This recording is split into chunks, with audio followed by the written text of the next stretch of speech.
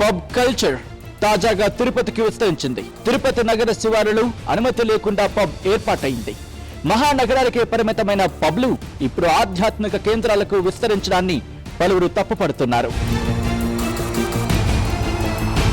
పాశ్చాత్య సంస్కృతి పేరుతో అసాంఘిక కార్యక్రమాలు చోటు చేసుకుంటున్నాయి. వాటికి అడ్డాలుగా పబ్బులు మారుతున్నాయి. అన్ని ప్రాంతాలకు ఈ పబ్ కల్చర్ వ్యాపిస్తోంది. యువతను మత్తులో ఊగిస్తోంది.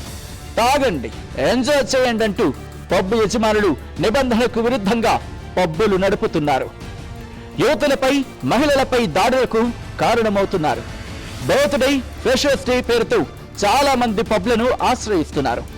రాత్రి వేళలో యువత పబ్లోకి వెళ్లి తాగి ఊగుతోంది. కొన్ని ప్రైవేటు విద్యా సంస్థల విద్యార్థులు తరచూ వేడుకల పేరుతో పబ్లకు వెళుతున్నారు. ఇలాంటి పబ్ కల్చర్ తాజాగా తిరుపతికి విస్తరించడంపై పలువురు ఆందోళన వ్యక్తం చేస్తున్నారు.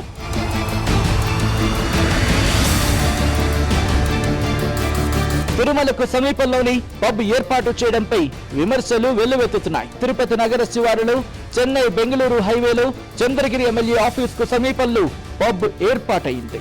తిరుచానూరు దగ్గరలో రెస్టారెంట్ పేరుతో పబ్ నిర్వహిస్తున్నారు. రాత్రి 7 గంటల నుంచి మిడ్ నైట్ వరకు పబ్లు నడుపుతున్నారు.